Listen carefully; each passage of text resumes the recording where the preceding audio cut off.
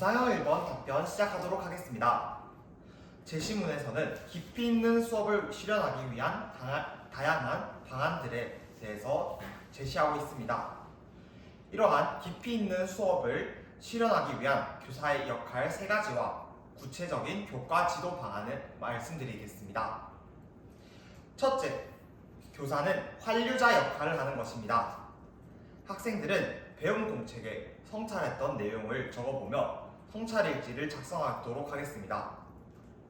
이때 교사는 학생들이 성찰한 내용을 바탕으로 학생들이 부족했던 부분 또는 학생들이 흥미가 있는 부분 등을 충분하게 이해한 뒤 이러한 평가를 교육과정에 다시 한번 환류하도록 하겠습니다. 이를 위한 교과 지도 방안으로서는 학생들이 관심 있어 하는 주제 등을 배움 공책에서 한번 관찰한 뒤 부족한 부분에 대해서는 추가 보충 학습지를, 학생들이 관심 있어 하는 주제에 대해서는 학습 소재 또는 동기 유발로 활용하도록 하겠습니다. 둘째, 연결자 역할을 해야 합니다. 교사는 삶과 연계된 학습을 제공해야 합니다.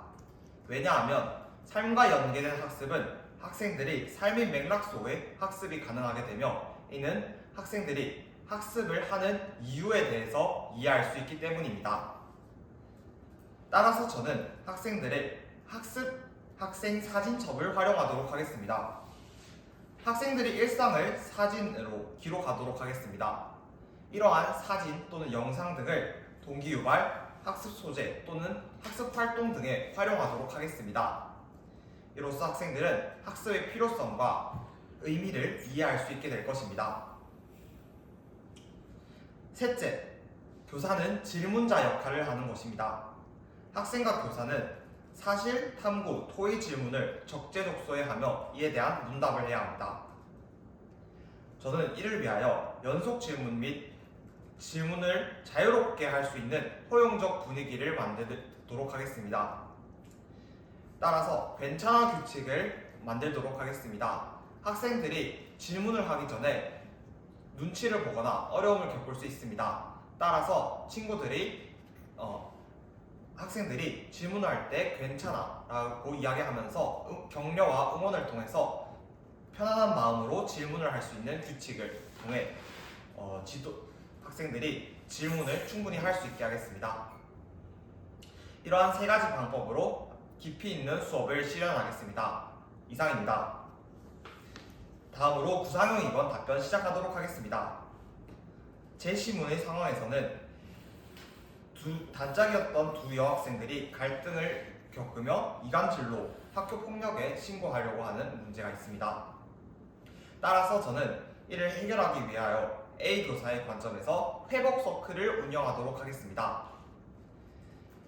회복 서클을 상담교사, 교사, 그리고 두 여학생으로 구성하도록 하겠습니다. 이를 통해 서로 허심탄회하게 이야기하면서 학교 폭력의 맞고소 가능성을 풀고 서로의 오해와 갈등을 해결해 나가도록 하겠습니다. 이들을 해결하기 위하여 대화를 통해서 서로 이해와 존중을 하게 되며 마음속 응어리를 풀어나가겠습니다. 이때 유의할 사항에 대해서 말씀드리겠습니다. 첫째, 회복 서클의 시작은 1대1 상담으로 해야 합니다. 왜냐하면 두 학생은 서로 갈등을 일으키는 상황이기 때문에 함께 회복 서클을 처음부터 운영하게 된다면 학생들이 서로의 갈등 때문에 제대로 운영되지 않을 수 있기 때문입니다. 둘째, 교사의 충분한 조사와 함께 회복 서클을 운영해야 합니다. 욕설 등과 같은 간단한 문제가 아니라 폭행, 금품갈취와 같은 심각한 학교폭력 현황이 만약에 있었을 경우 회복 서클이 아닌 학교폭력위원회로 넘겨야 하기 때문입니다. 셋째, 금지어를 설정해야 합니다. 학생들을 상대로 회복 서클을 운영할 때 학생들은 무심코 서로를 비난하거나 상처를 주는 말을 할 수 있습니다. 이를 해결하기 위해서 교사는 우선적으로 금지어를 설정하고 그에 대한 그에 대하여 충분히 유의시켜야 합니다. 이러한 해석 서클을 통하여 충분하게 두 여학생의 갈등을 해결해 나갈 수 있습니다. 이상입니다.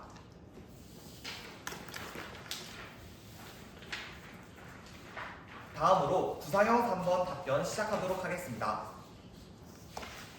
2022 개정교육과정이 현장에 실행이 되면서 수행평가의 내실화의 중요성은 증대되고 있습니다. 하지만 A, B, C 학생은 수행평가에 어려움을 겪고 있습니다. 따라서 각각에 대한 문제점과 해결 방안을 한 가지씩 제시하겠습니다. 첫째, A 학생이 생각하는 문제점은 평가 과제가 너무 많다는 것입니다. 평가와 교수학습이 우선도가 바뀌어 생긴 문제입니다. 따라서 반드시 수행을 통해서 필요한 평가만 수행평가로 이루어지게 하고 나머지들은 교사의 충분한 관찰평가로 이를 해결해 나가도록 하겠습니다. 둘째, B 학생은 하루에 너무 많은 수행평가가 있었기 때문에 이에 대해 한 번에 수행하기에는 양이 과하다는 문제점을 제시하고 있습니다. 따라서 이를 위한 해결 방안으로서 집중 운영이 아닌 주 2회 수행평가 등 분산형으로 수행평가를 운영하도록 하겠습니다. 과정을 평가하는 수행평가인 만큼 시간적 여유가 필요하기 때문입니다. 셋째, C 학생은 수행평가에 대한 필요성을 인식하지 못합니다. 따라서 학생들에게 과정 중심 평가를 위해서는 반드시 수행평가가 필요하다는 것을 사전에 설명함으로써 수행평가의 중요성을 인식하게 하겠습니다.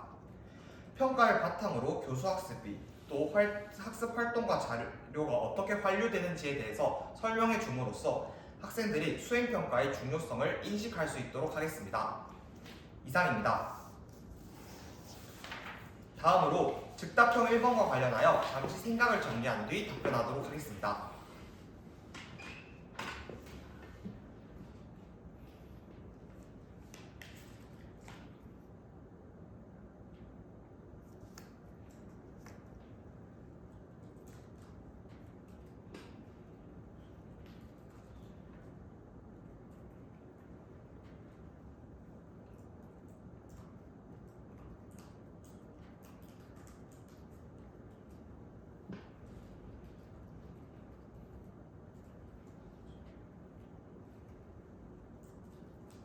즉답형 1번 답변 시작하도록 하겠습니다. 현재 학교 현장에서는 하이러닝 등 다양한 생성형 AI를 수업에서 활용하고 있습니다. 하지만 이를 무분별하게 사용하게 된다면 여러 가지 문제점이 발생할 수 있습니다. 따라서 생성형 AI를 수업에서 활용 시 주의해야 할 사항 3가지 말씀드리겠습니다. 첫째, 올바른 질문을 활용해야 합니다. 생성형 AI는 다양한 방대한 자료 중 하나를 선택하는 것이기 때문에 알맞은 질문을 사용하지 않는다면 오류를 생성할 수 있습니다. 따라서 학생들에게 알맞은 질문을 선택할 수 있는 방법에 대해서 교육하며 이 답이 정확하지 않을 수 있다는 것을 충분하게 이해시키도록 하겠습니다. 이를 해결하기 위해서 교차 검증을 함께 하도록 하겠습니다. 둘째, 개인정보를 무분별하게 생성형 AI에게 이야기할 수 있는 문제가 있습니다. 따라서 학생들이 개인정보를 생성형 AI에 기입하지 않도록 지도하겠습니다. 학생들이 무심코 기입한 개인정보가 이후 생성형 AI가 학습함으로써 학생들이 원치 않은 곳에서 학생들의 개인정보가 사용될 수 있기 때문입니다. 셋째, 학생들에게 저작권 윤리 교육을 주의해야 합니다. 생성형 AI는 실제 저작물을 기반으로 만들어집니다. 따라서 무분별하게 생성형 AI를 활용하거나 공유를 하게 된다면 저작권을 침해하는 사례가 발생할 수 있습니다. 따라서 이러한 문제가 발생하지 않도록 학생들에게 충분한 인식과 관련된 교육을 고지함으로써 저작권과 관련된 윤리의식을 증진시키도록 하겠습니다. 이러한 세 가지 방법으로 생성형 AI를 수업에서 충분히 활용할 수 있게 될 것입니다. 이상입니다. 다음으로 즉답형 이원과 관련하여 잠시 생각을 정리한 뒤 답변하겠습니다.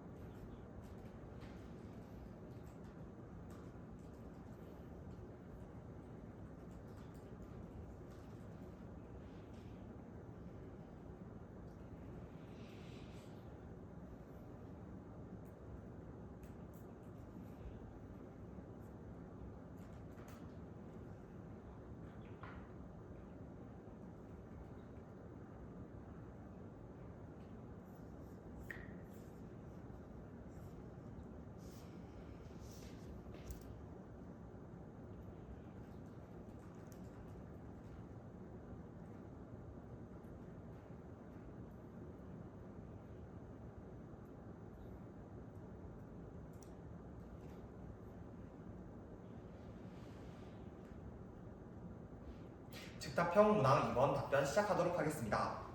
제가 생각하는 교사상과 가장 가까운 입장은 바로 C교사입니다. C교사는 학생들이 원만한 교우관계를 맺도록 돕는 것입니다. 이 교사상을 선택하게 된 이유는 다음과 같습니다. 학생들이 원만한 교우관계는 서로에 대한 이해와 존중을 바탕으로 이루어집니다. 이러한 이해와 존중은 경기도의 기조, 자율, 균형, 미래 중 균형의 기조와 맞닿습니다. 따라서 이러한 균형의 기조를 바탕으로 학생들이 원만한 교육관계를 이루어 나가며 이후 급변하는 미래 사회에서 또한 학생들의 사회성을 바탕으로 충분한 발전을 이루어 나갈 수 있도록 하겠습니다. 이를 위해 현장에 나아가 할 수 있는 교육 활동 말씀드리도록 하겠습니다. 첫째, 학급 인성 브랜드를 만들도록 하겠습니다. 학년 초 학급의 학생들과 함께 존중, 이해를 키워드로 하나의 인성 브랜드를 만들도록 하겠습니다.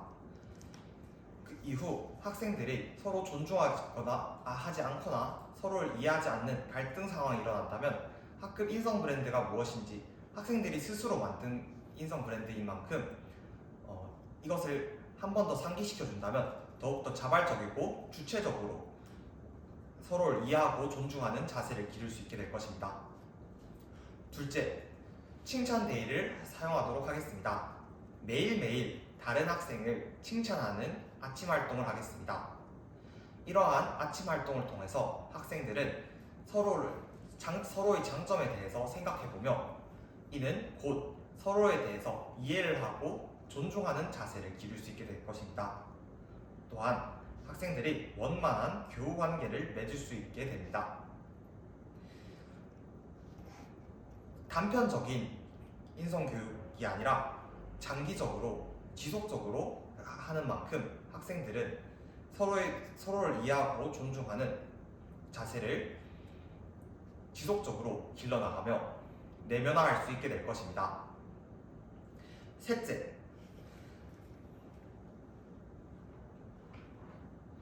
감정 텐트를 활용하도록 하겠습니다.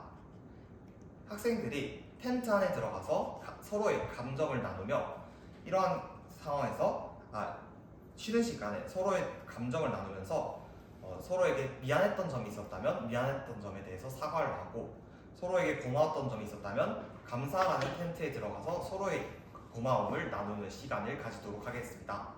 이러한 방법으로 학생들은 서로를 존중하고 이해하며 원만한 교우관계를 맺을 수 있게 될 것입니다. 이러한 세 가지 방법으로 저희 교사상이 학생들이 원만한 교우 관계를 맺도록 돕는 것이 가장 중요한 것에 한 발짝 더 다가설 수 있게 될 것입니다. 이상입니다.